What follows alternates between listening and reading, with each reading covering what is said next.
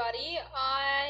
I'm glad that you are here. I hope that we get to look at some of the amazing games played by Adams in British Championship that ended recently. I believe on the 4th. I might need to double check my dates on that, but I know it's ended recently, and Adams won it, I believe, for the 8th time. Yeah, it's pretty amazing actually. So, two of his games were particularly amazing to look at just because it wasn't that it was like a super cool tactic. It was more like it was a perfect mix of tactic and um, everything else. So it was a great balance of strategy and dynamic. So that is why I absolutely adored these games. So let's just go ahead and take good looks. Let me also open up a little bit of room for myself over here. My desk is filled with pens, books, and cups. 3 cups. God, I need to clean up the desk. Okay. Yes, this was the game that Adams played versus Cox. Let me actually open this a little bit more so it shows. There we go. This shows the names as well. Alright, perfect. So, to be honest, this is not an opening that I play as black, but I find it very interesting, so I think you guys will too. In this opening, in this setup opening basically, in this type of pawn structure, one thing that's very important is the piece activity, which is usually an important thing in any opening, but in this one in particular, because you see this bishop got activated pretty fast. So if you were to play e6, then you would always have an issue with this bishop. That's one of the reasons why you should consider moves such as bishop f5. But at the same time, especially in this pawn structures, you also have to be careful if there is a knight on c3. Let's say now white played knight c3. You go bishop f5, e3. Now let's say you play some weird move like a6. Now there's going to be queen b3 attacking this double attack, and it's not a very pleasant idea for for black. So that's why I think it's very important to be cautious of these and to make sure that you're always developing the right piece, not just getting your pieces out. Well, to be fair, a6 doesn't make much sense, but I was trying to make a point about b3, queen b3, and attacking this double pawns.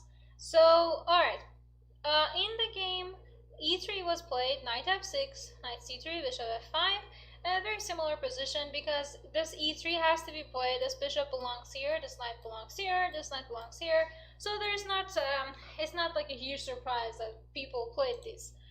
Anyways, queen b3 was played in the game, as I was just talking about the potential of this double attacks. Now, black to move, what do you think we should do as black?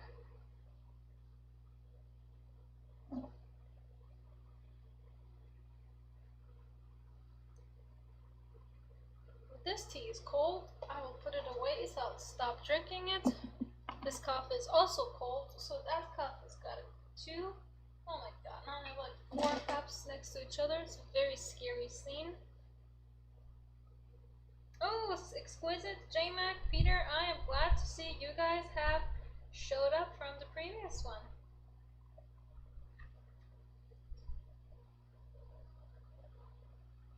Well, be careful, because if you were to play b6, now this is what white wants. That is the idea behind queen b3. Because now knight f3 comes, and now there's this other issue that's rising, and you can't just play e6 because bishop e5, and you will lose this knight. Rook c8 is not enough protection, knight e5.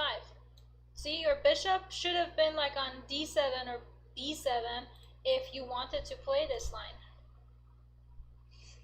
So, e6. So, sorry, b6 is not a good choice. What else?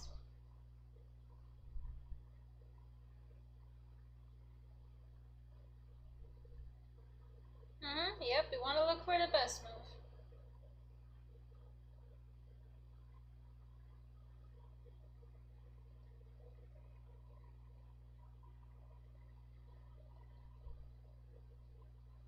To be fair, queen b6 is the second best move, but take, and rook c1 could just go, a3 could just go. It doesn't really go as well as we want it to.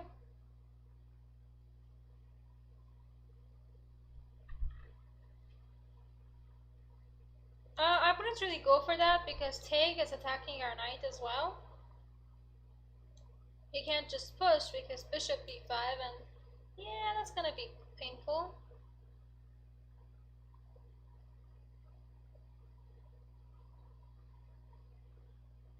Any other way to defend this pawn?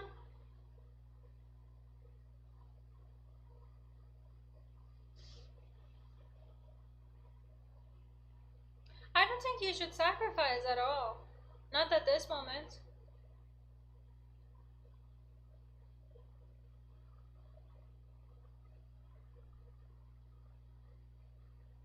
You know what your opponent wants. It's just a matter of how to stop it. Yep, Peter, knight a5. Good one, J-Mac. If check, stop it, queen moves away, and now, what should you do? You gotta get this bishop out, but should you close it? Should you play e6 and close this bishop, or what should you do? Yep, exquisite, you are correct. It is either knight a5 or black is busted.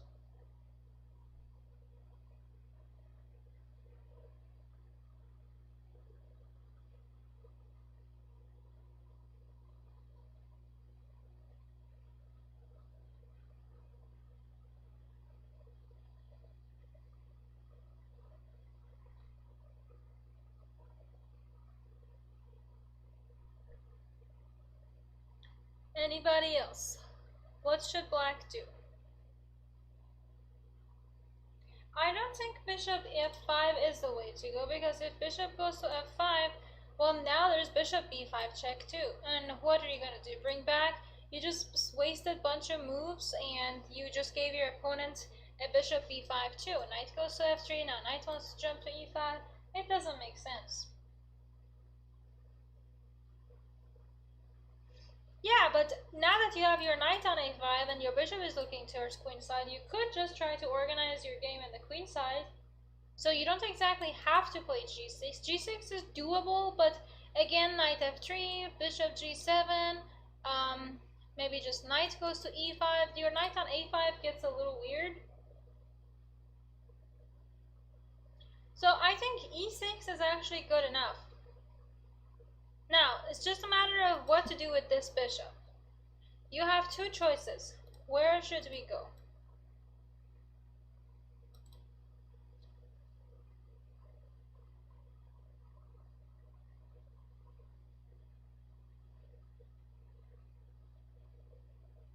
Yeah, I mean, I generally think e6 is a better choice. If you don't want to play e6, then you could think about g6.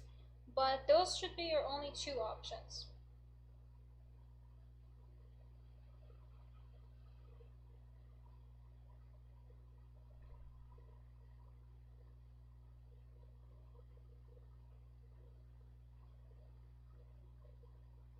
You should go bishop b4.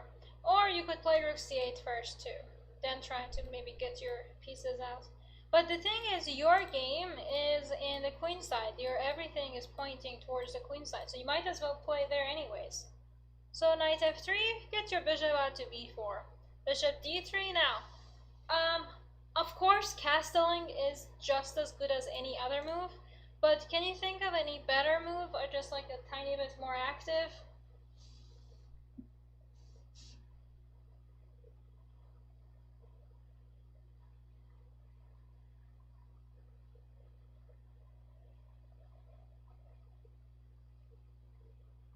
Rook c8, queen b6, both are doable. Anything else?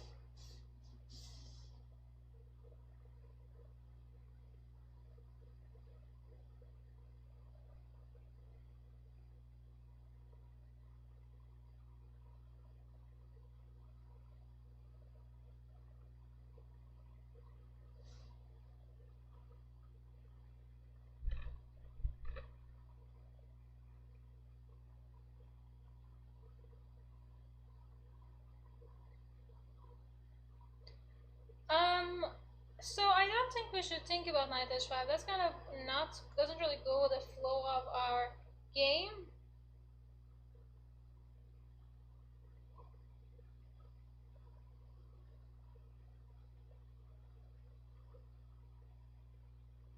So I see you want to exchange a knight for a bishop, but I think you're thinking about the wrong knight. Uh-oh, GMP, she's making cat noises. There we go. Pishi? Hobby?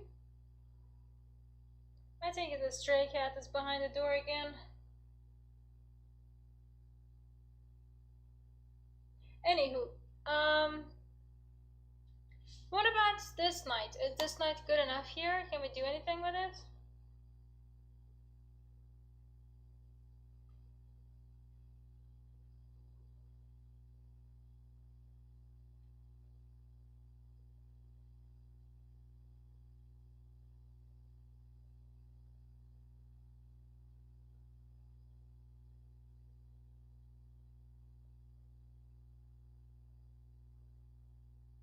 Anyone?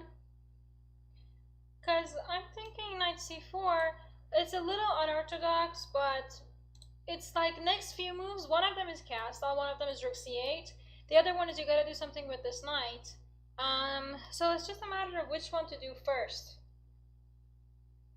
So actually it wouldn't harm our structure, because if knight c4, if you were to take it, I would just take it back, and that's actually good, because now we get to actually push some pawns and just try to, kick your knight over here, try to go for c3. This is actually pretty good. Then in the game, Cox did not take it. He just played queen to e2, and Adams played rook c8, as we were just talking about. Rook c1. Now, what do you think we should do? And yes, castling does work, but it's not the best choice. Gurbe?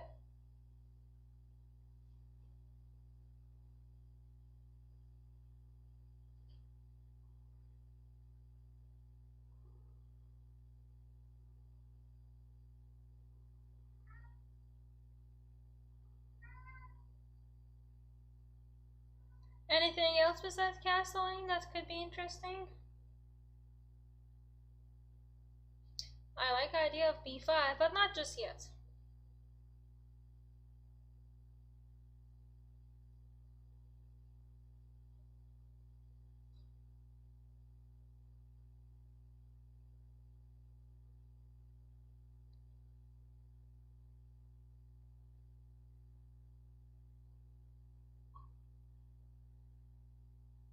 Knight e4, yeah, you got this. Yep, nice. Knight e4, and if you take it, I simply take back with the pawn, attacking your knight. You gotta move your knight away, and to be fair, I think knight g5 maybe was not the best choice. Maybe knight e5 would have made it a little bit more interesting. But even if knight e5, I could simply take over there, take over there, kick the bishop a little, and then you can simply just start playing with your pawns. No? I think that would be an interesting choice.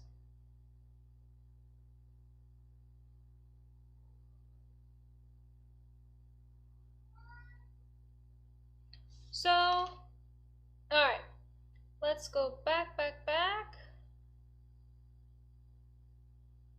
What about knight g5?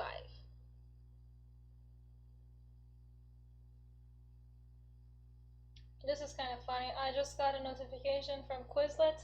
What did it say? Think like a proton, always positive. That is so weird. I was gonna say cute, dorky, but it's just weird.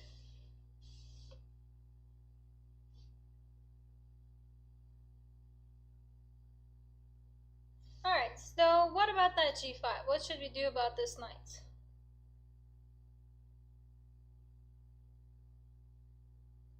That's a good question. Do you need castle? Do you need to castle right now? Because, well, you have to be careful. This guy is under attack.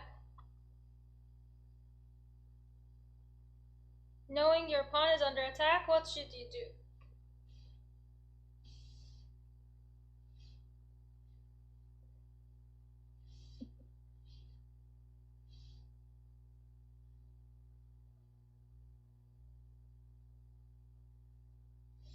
E5, not exactly, but second best choice. What about F5? I kind of like F5. It directly protects this. I want to directly go attack your stuff.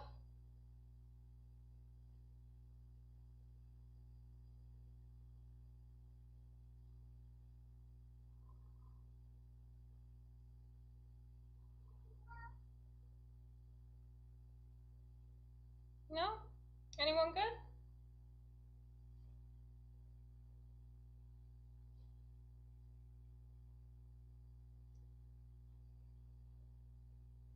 Well, queen h5 doesn't really do much because just g6, and then you'd have to move the queen again. Queen of e2, and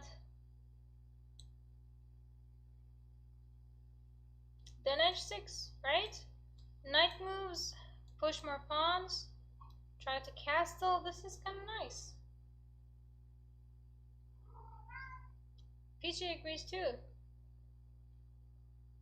Well, after f5 in the game, white played h4. I'm assuming because castling was a little scary. I think maybe well, h6 doesn't work. Let's get that straight because now that would be mate in 3. H6 doesn't work, but you could just bring down the bishop, attack over here, and now if you move the knight, you also have to deal with upcoming g5s. Not right away, but I could just relocate the knight a little bit and then plan for g5. So I think that's something to be aware of. So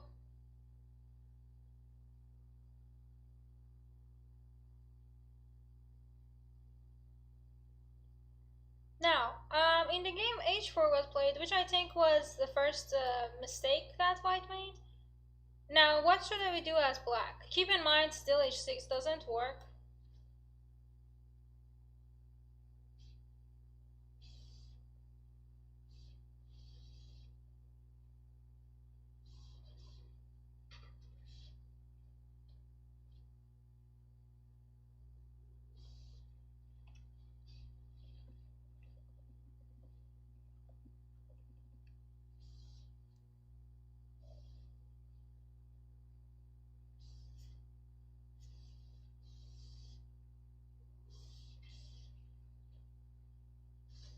Queen f6 maybe, but the problem with queen f6 is that maybe just a3 is a little agitating. But again, you could just take that too.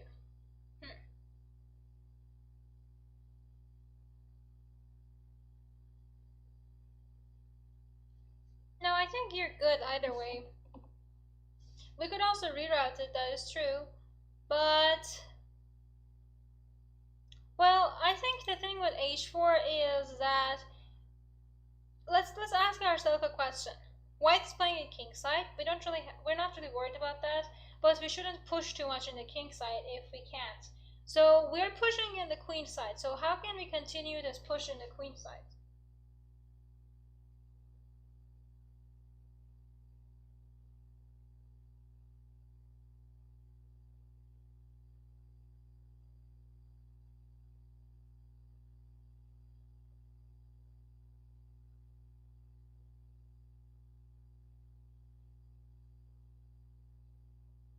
Anyone? Feels like we can push more there? Ah, B. Let's push the B. Now, if you castle, I will happily castle as well. Now it's time to start kicking this knight, because there is no more queen h5 checks. So in the game, white played b3, kicking my knight. Now, where do you think this knight should go? And Peaches is still making his cute little noises. Peachy?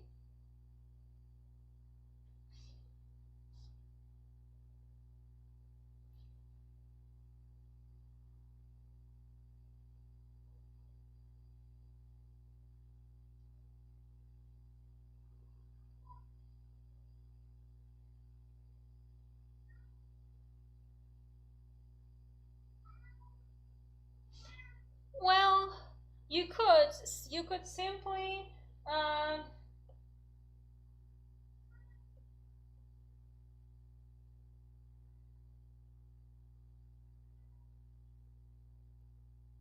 you could simply bring this knight back and try to go to d5, but be careful because if you go back to b6, you would kind of have to deal with takes.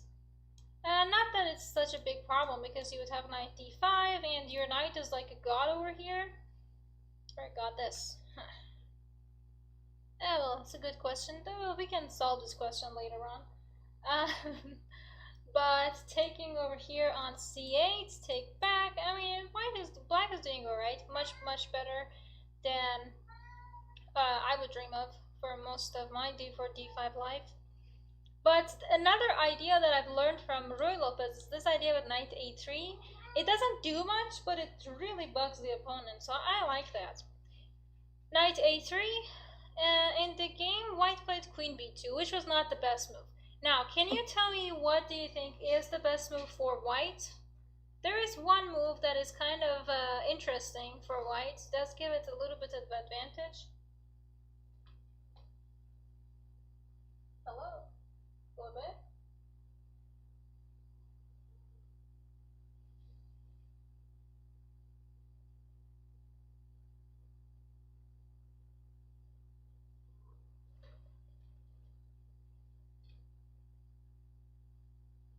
Anybody can tell me what do you think is best move for white?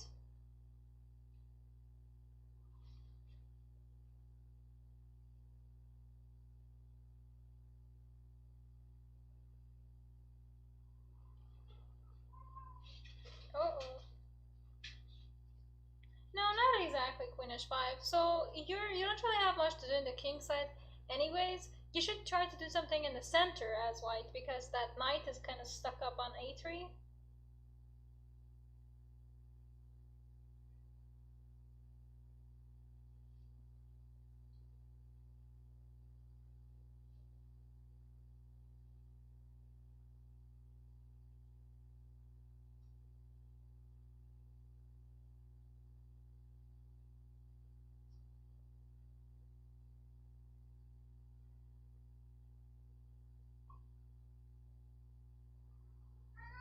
Knight b1 is doable. I think knight b1 is the second best move, but the best one is something in the center, such as d5. Surprisingly. Because now if you were to take over here, take on e6, now what do you want to do with your bishop? You go to e8, now just attack, attack, attack, left and right. This would make for a very interesting game compared to what went down over the board, which is kind of a little ironic. And if d5 you were to take it, well, now the knight takes, and this is like +3 or 4 for white. Because what do you want to do with your bishop? And your knight here is looking a little bit weird. Like, what do you want to do with the knight? Sorry, with the bishop. Like, go to a5? Well, just bishop d6. And these knights, this bishop, it's gonna be... I wouldn't want to play as black. Exactly. So you could play e5 if bishop takes, queen e7, and then if something like f4, Poisson, take with the knight. This is another doable position for white and black, but white has a little bit more activity, and if I give you weird looks in the cameras, because I have a very cute cat right behind it, and it's kind of staring me down, it's a little scary. I already got your Amazon subscription. Pishi should be here by Monday. He does have his own Amazon subscription. e5 is doable, but the thing is with d5, white would gain a tiny bit of advantage, which is kind of fun, because over here it kind of looks miserable if you don't play d5, which white didn't. White simply played a defensive move such as queen b2. It's not a bad move, you're defending your knight, you're attacking this knight, but what do you think should happen? What do you think we can do as black? Keep in mind this queen could have some stuff in my queen's king side and it just moved away. So what does that give us?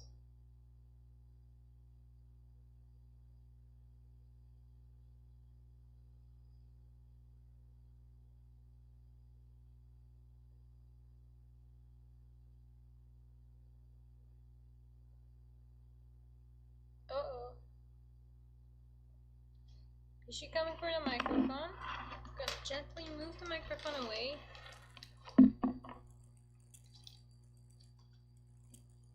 We all remember how that went from Tuesday. Gorbowski? Okay. You sit down. Good boy.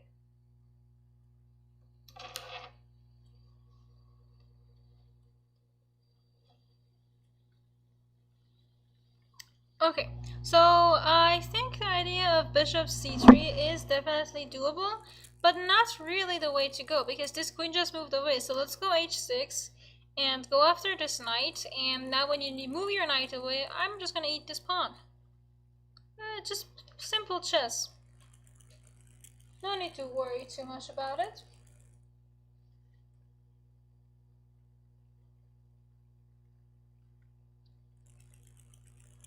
And in the game, White now realized, now White was kind of late to the party, and now he played d5, which is wrong. And I want you to tell me why this is wrong. But the main point being that it's kind of sad because White did find this idea of d5 just a little bit too late. About 2 moves. If he played 2 moves that go to d5, White would actually hold a tiny bit of advantage.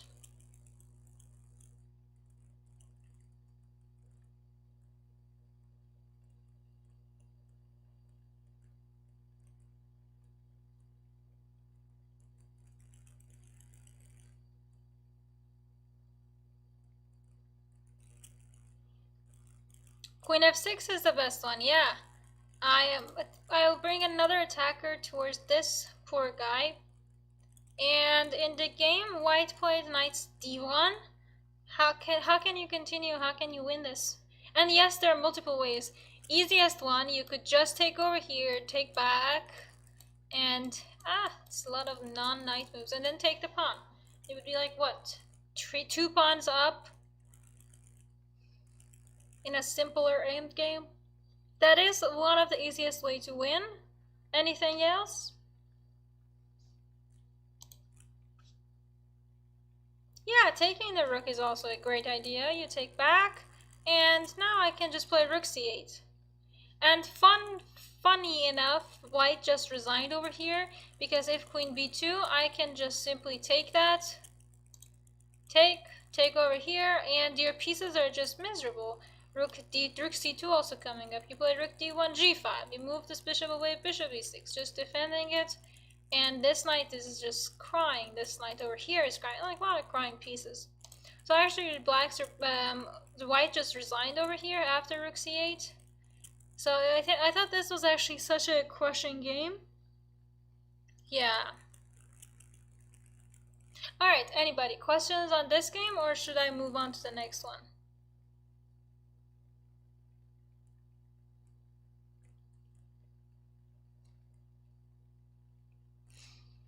Okay, so there was another game that I found pretty amazing. This one, again, Adams was black.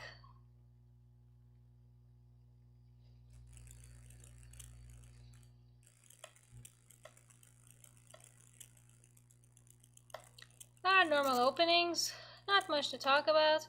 It's just, I don't really think there's anything wrong with these lines. I gave Grunfeld a little try. I liked it. Not exactly my thing. I really like these ideas with like knight f3, b5, and b6, and I tried those a little bit. Those were also fun too. So this is just normal Reti trying to be King's Gambit, King's Indian, and taking on d5. Now we have somewhat of a reverse Maroczy pawn structure that I am a very big fan of. Now, what do you think, White? Black. A lot of you might play this, some of you might not. I don't play this line as black, but I have an understanding of where my pieces should be. So my question to you is, now it is black to move, where do you think your pieces belong? So just try to tell me, like, this bishop should be there, this knight should be there, this rook should be there, because I think that could help you a lot in understanding a lot of the positions that you don't play.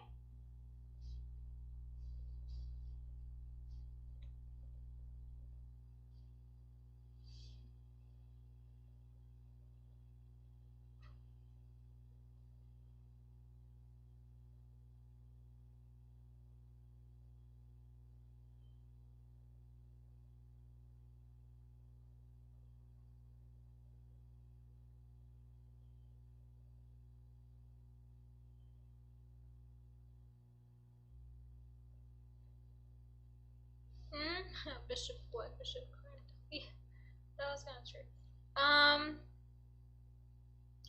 Anyone want to give me a hint on where the pieces belong over here?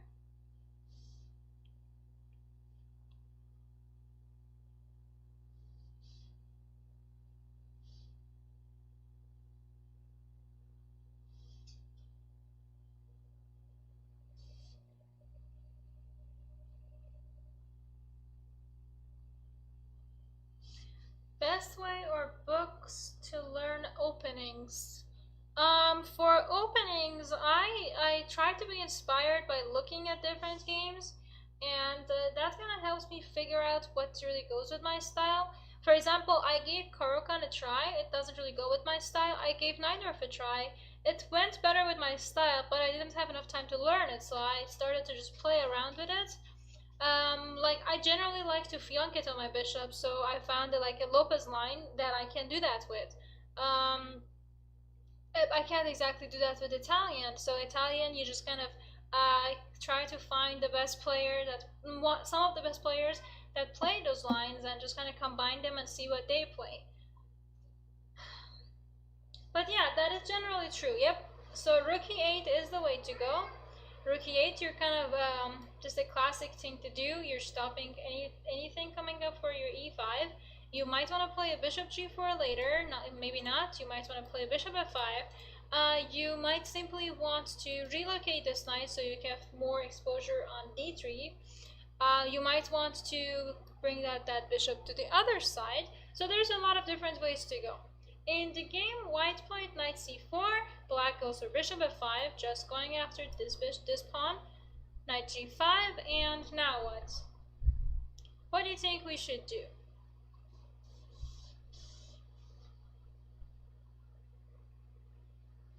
PC? He's kind of stalking me a little bit.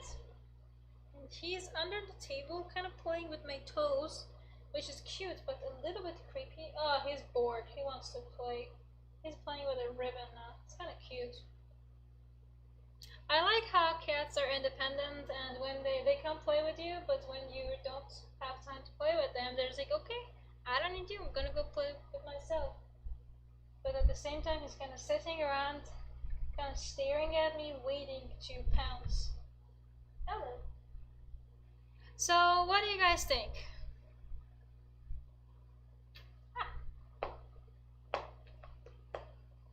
Yep, you gotta move the knight first. Yeah, you got right. So where should you go with this knight? That's kind of a big question, huh? I took my pen. Ow. Knight b6, yep. You're very good, Exquisite. Yeah, knight b6, best one. Going after this knight, if you were to take it, now this is even better for me, because I opened up some lines, now I have stuff defending my other weak, potential weaknesses. d3 is super weak, I love it. So, after knight b6, white played queen b3. And now after queen b3, what do you think we should do as black? This move made me a little just but it makes sense. It just didn't make sense to me immediately. So if it doesn't make sense to you either, that's perfectly fine.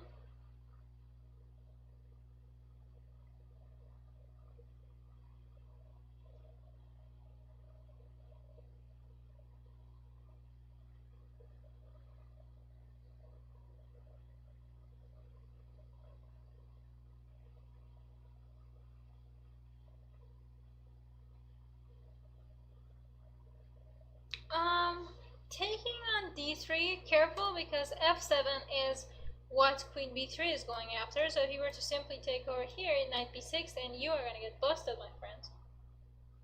So you have to somewhat protect this pawn. My thought was knight c4 is the straightforward way, and then you would just do queen c7. If you take over here, I can take there, or I can play like an h6, you move this knight, and then I'll take there. I thought this was the most straightforward way, which it is actually. It is okay, but the best, if you wanted to still like be a little bit tricky, rook e7 is the way to go. So you're defending everything, but at the same time, I thought rook e7, knight e4 with idea bishop g5 might be a little questionable, and this was actually what happened in the game.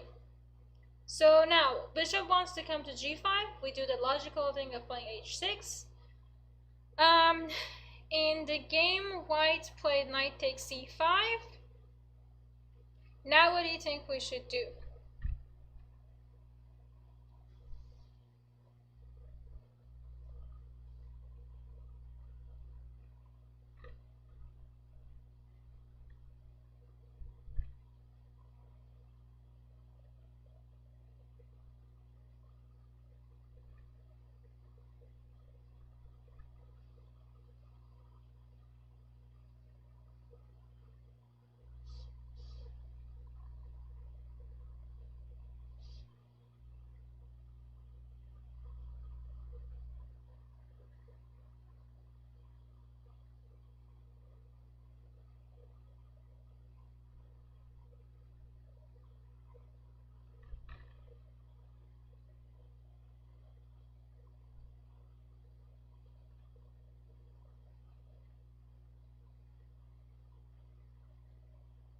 Okay, I see a lot of interesting ideas.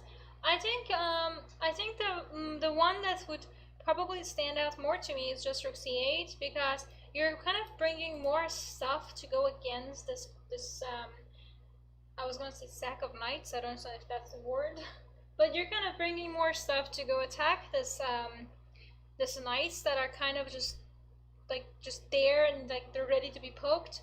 So I kind of like that idea. Another thing that you could do is simply take on here, queen takes, and then play rook c8, or play like knight a5. These are all doable, but rook c8 is kind of trickier, and the idea is if you were to play like knight e3, I could simply move this bishop, or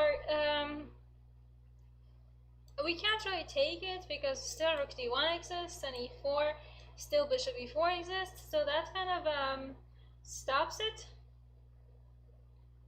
But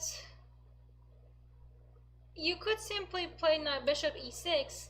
Now another idea is this knight d4. It's a little it kind of weirds me out just a little bit, because, well, you're not really going to take it, because now I would take and I'm attacking everything that you have basically.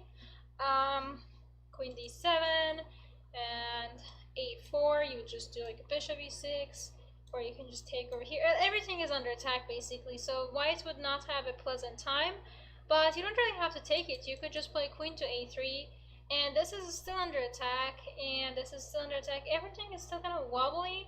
I don't really like it. I feel like it would be a desperate try. I don't think we should be desperate right now. Bishop e6 works fine. Why shouldn't we do it? And if bishop e6, take, now it's fine. You have lost this pawn, but you have a lot of activity. Ideally, I would like to have my pawn and have the activity, but this feels okay compared to the desperate try of knight d4. The problem here is that white kind of caved. White should have played this bishop h3 and goes over winning in exchange, but white caved and white didn't.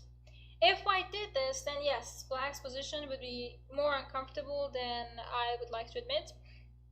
However, in this specific position, white didn't do it, and white played simply a4. Now, we have a little chance. We have this little idea of running away from this exchange shish kebab. What should we do?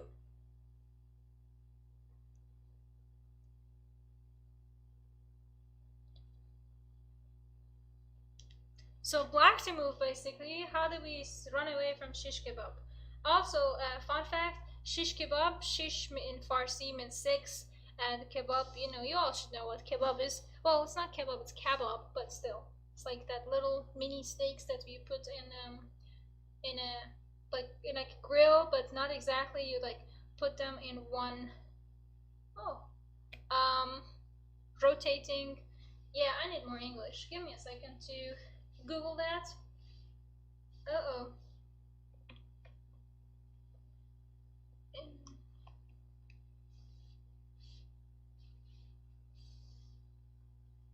Uh-oh.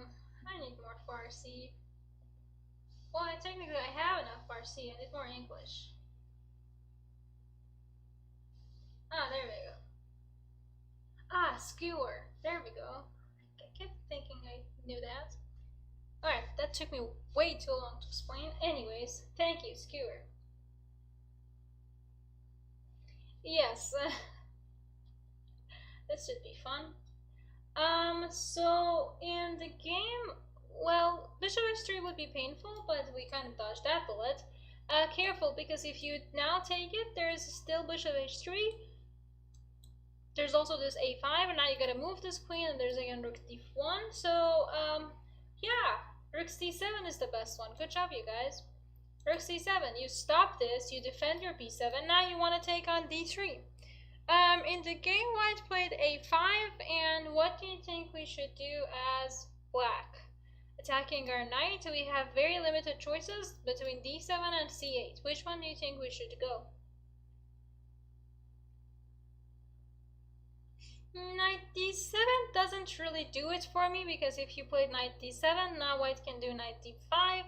You move your rook again, rook c8, or doesn't really do it for me. Again, there's bishop h3, it's just uncomfortable. And I see it makes more sense because you could try for new squares.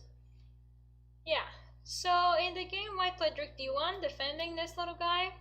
Rook d6, let's go for it. a6, b6. Saving it, we're not gonna take that, so we're not gonna activate our opponent's pieces. Queen b5, defend it up, defend your knight. Knight defending this, everything is defending each other. b3, now, what do you think we should do as black?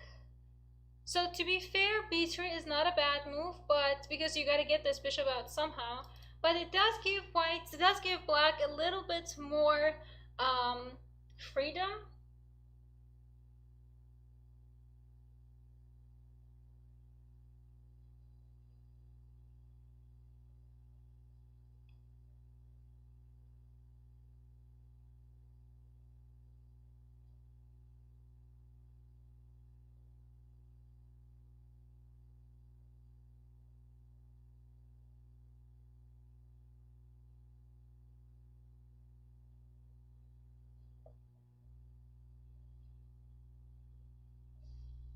Alright, I see you guys are thinking about the idea e4. Let's go for it. Yeah, e4. Boom. Well, actually, hold on. Boom. Now, if white plays d4, now you can start. Now you have a new square to jump into, and potentially f5s to do. Not right away, but potentially coming up. Knight d5. Go after this knight. Go after this pawn. Taking, I think, was the smartest choice, and just like retrieving your queen going after this guy. I think this would have been a better choice, but the problem is there's so many weaknesses in white's position that if white plays it a little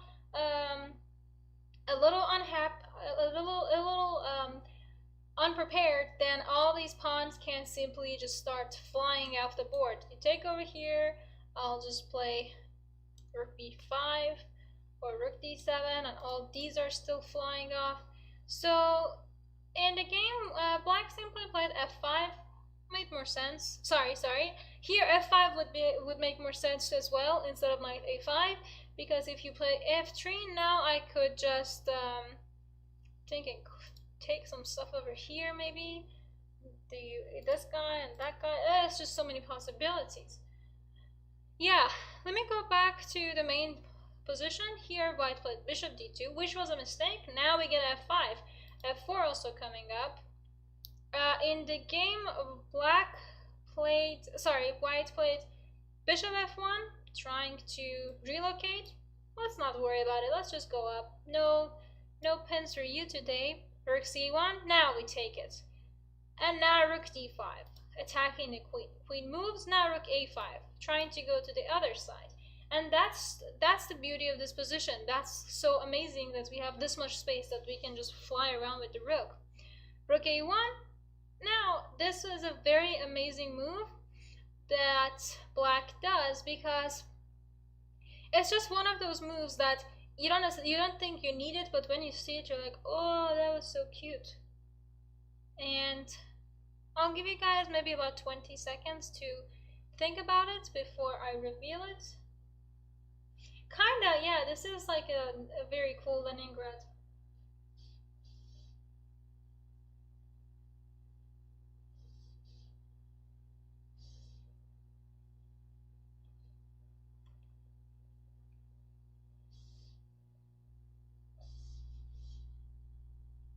So, no, it's simply queen to g8. It's kind of weird, whoops, too fast, because you are like relocating your queen in like the weirdest possible way.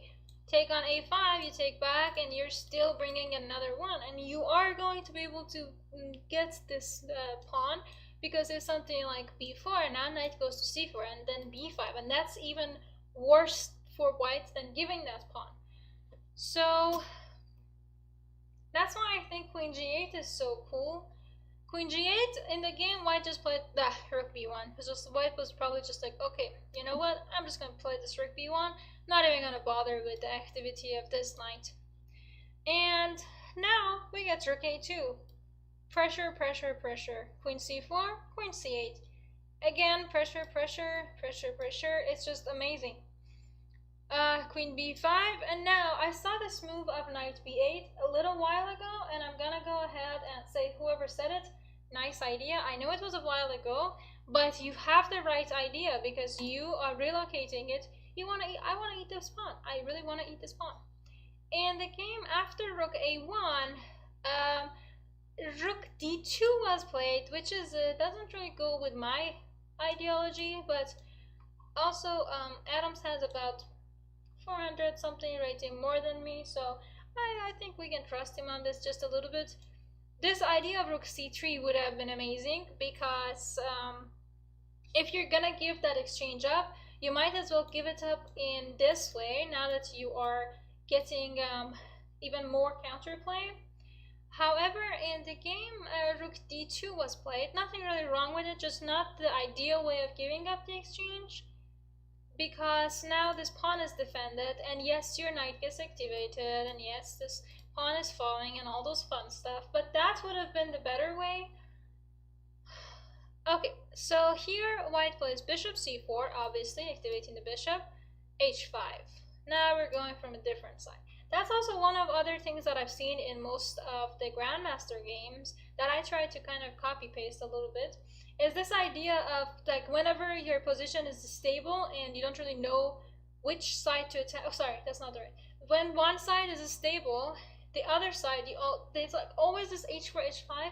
That kind of really bugs me, because for the longest time I was just like, why did I keep doing this to me? It's not their serious weakness. Why are they coming for my king with h5, h4, or h4, h5s? So anyways, in the game, white made a mistake and played the move king f2, which is like super weird. If you want to save your king, you should go to h1, right? You should just put the king into safety. That was just a, oh my god, type of move we played. And in the game, white played h4, which is totally fine, but not the best move. The best move would have been f4, opening up your queen, right? Now if you were to take it, whoops, now if you were to take it, queen h3, and then bring out the bishop, and that should be a nice check, check. Or even, well, the thing is, white does hold advantage for most of the game, so if you have to do this f4 and activate your pieces and get this perpetual, nothing wrong with that. But I can understand why you wouldn't do that, especially if you are trying to win the title of a country. I kind of understand you would want to keep more activity and more pieces to play with. So h4 kind of makes sense, but it's not the move that the position would, like, it's not the best move of the position. So after h4, queen d5 was played. Kind of makes sense, right? Trying to kind of minimize your queen's activity. That is true. Horsey is munching oats on the wrong circus. Whoa, that's kind of true. This horse kind of have to be around here. Well, knight goes to a5, so you are not totally off. Just white made a mistake here by playing queen e6. White should have played something like rook e2 maybe to try to keep everything tidy. But white made a mistake and played queen e6, which is kind of a blunder because you could probably, I'm thinking, can I just do rook c4 and win this? Because you can't take that, because I just take back. Anyways, even at 2700, Adams missed this rook c4, so it is fine to miss tactics here and there. If you miss them every time, then okay, that's questionable, but even a super grandmaster missed it here. He simply played queen c7, putting more pressure on the king side, rook g1, and he finally took on c4, and now black is actually better. However, instead of rook g1, d5 would have made black much more uncomfortable than he should have been. Rook g1, take, and now again white made a mistake and played rook g2. Now, as black, we are doing our best. This rook here is just weird. We have a good file. Let's go for it. And you go down, check. I'll bring my queen, attacking this poor guy. And queen a2. Now, I'm gonna give you guys a second. This position is already super winning for black. I just want to hear what you think. How should black finish this off?